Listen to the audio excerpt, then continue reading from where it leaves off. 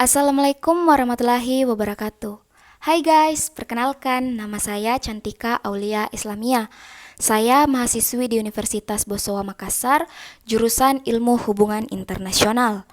Saya membuat podcast ini untuk memenuhi salah satu tugas mata kuliah saya, yaitu Ekonomi Politik Global, di mana akan membahas tentang regionalism and global trade regime. Konten ini akan menjelaskan bagaimana pandangan masing-masing perspektif terkait perkembangan regional trade agreements di berbagai kawasan.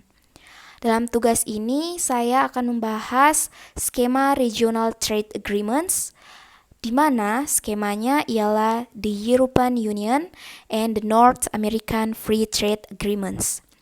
Dan saya khusus akan membahas tentang the North American Free Trade Agreements.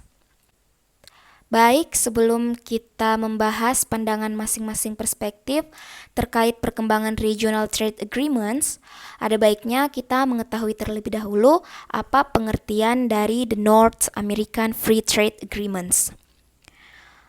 Oke, langsung saja.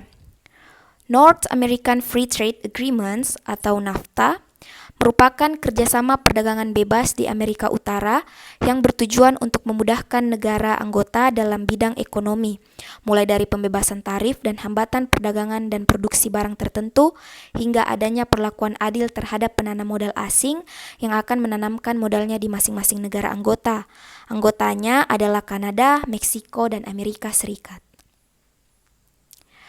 North American Free Trade Agreements merupakan suatu perjanjian yang menghilangkan segala pembatas perdagangan dan investasi antara Amerika Serikat, Kanada, dan Meksiko. Perjanjian perdagangan yang dapat diinterpretasikan sebagai suatu keberlanjutan dari peningkatan integrasi ekonomi yang semakin meningkat di antara ketiga negara anggota. Baik, itu saja yang bisa saya jelaskan tentang pengertian dari North American Free Trade Agreements. Untuk pembahasan selanjutnya, terlebih dahulu saya akan membahas tentang perspektif liberalisme terhadap North American Free Trade Agreements atau NAFTA. Perspektif liberalisme menekankan bahwa alasan mengapa negara masuk ke dalam suatu perjanjian perdagangan bebas adalah karena perjanjian perdagangan ini meningkatkan skala ekonomi dan pasar negara-negara anggota di dalamnya. Amerika Serikat, Kanada, dan Meksiko telah berhasil meningkatkan aliran perdagangannya terhadap satu sama lainnya setelah NAFTA diberlakukan. Teori ini juga menyatakan bahwa penting untuk melihat hubungan negara-negara anggota dalam suatu perjanjian perdagangan untuk mengerti terciptanya perjanjian perdagangan ini. Atau dengan kata lain, sifat hubungan negara-negara anggota NAFTA sudah saling ketergantungan yang tinggi, yang menyebabkan ketiganya saling terikat satu sama lainnya dalam satu aliansi. Jadi, yang bisa saya tangkap dari perspektif liberalisme mengenai regionalism and the global trade regime ini merupakan hal yang menguntungkan atau memudahkan negara untuk saling berinteraksi, terutama dalam hal praktek perdagangan dari berbagai negara. Seperti itu. Intinya pandangannya itu positif. Baik, beralih ke pembahasan selanjutnya, yaitu perspektif realisme terhadap North American Free Trade Agreements. Oke, perspektif realisme ini melihat NAFTA dengan memfokuskan kepada kepentingan-kepentingan negara anggota di dalamnya. Kepentingan-kepentingan negara NAFTA ini menjadi dasar terbentuknya NAFTA. Seperti apa? Maksudnya ialah seperti begini ya. Amerika Serikat. Pertama, Amerika Serikat dengan kepentingannya untuk memajukan ekonomi negaranya, kepentingan keamanan untuk keamanan domestik dan sistem internasional, serta kepentingannya untuk menjadikan Meksiko sebagai negara macan Asia di Amerika Latin dan menghindarinya dari segala kebobrokan sebelum reformasi yang tidak menguntungkan Amerika Serikat. Selanjutnya Kanada, di mana lebih memfokuskan kepentingannya terhadap kepentingan ekonomi. Kanada berusaha untuk mengamankan pasar Amerika Serikat yang merupakan pasar utama didistribusikannya produk negaranya.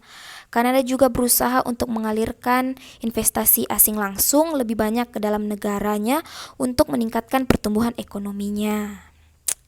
Kanada juga berniat untuk melanggengkan usaha reformasi ekonomi negaranya menuju sistem perdagangan bebas. Dan terakhir, Meksiko, di mana memiliki kepentingan yang hampir sama dengan Kanada, dengan usaha untuk memajukan ekonomi negaranya.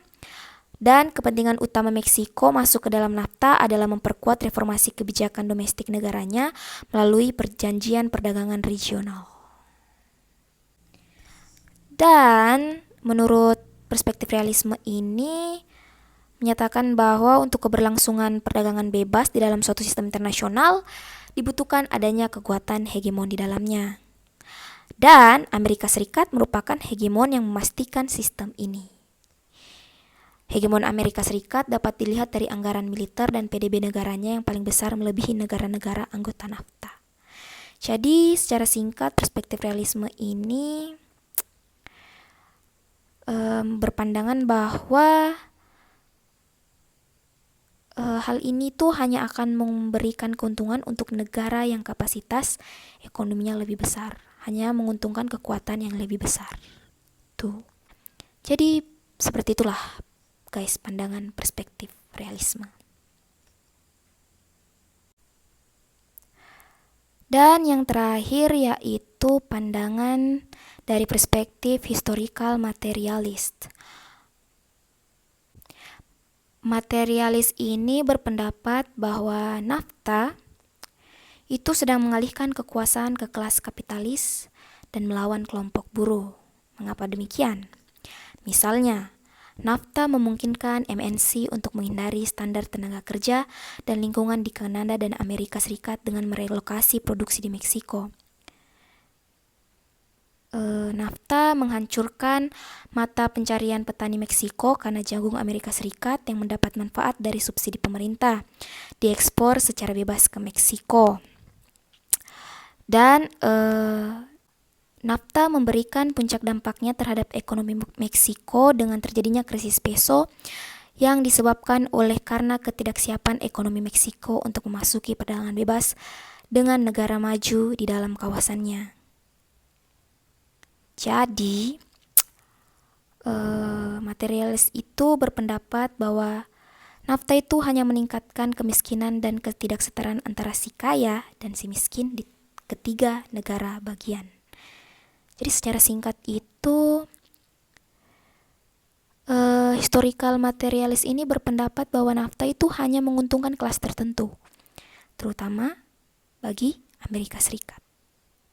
Oke, jadi itulah tadi ketiga perspektif terhadap the North American Free Trade Agreements. Dapat ditarik kesimpulan bahwa ketiga perspektif ini, mulai dari liberalisme, realisme, dan materialis itu masing-masing dapat digunakan untuk menjelaskan kasus perjanjian perdagangan regional atau regionalism dalam NAFTA. Ketiga perspektif ini memberikan pandangan-pandangan yang berbeda dan saling melengkapi yang semakin memperdalam pengertian tentang fenomena perjanjian perdagangan bebas Amerika Utara atau NAFTA.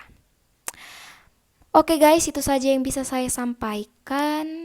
Jika pembahasan saya masih kurang jelas, silakan mencari literatur lain untuk mengetahuinya. Karena saya juga masih belajar guys. Sekian, lebih dan kurangnya mohon dimaafkan. Wabillahi taufiq walhidayah. Wassalamualaikum warahmatullahi wabarakatuh. See you!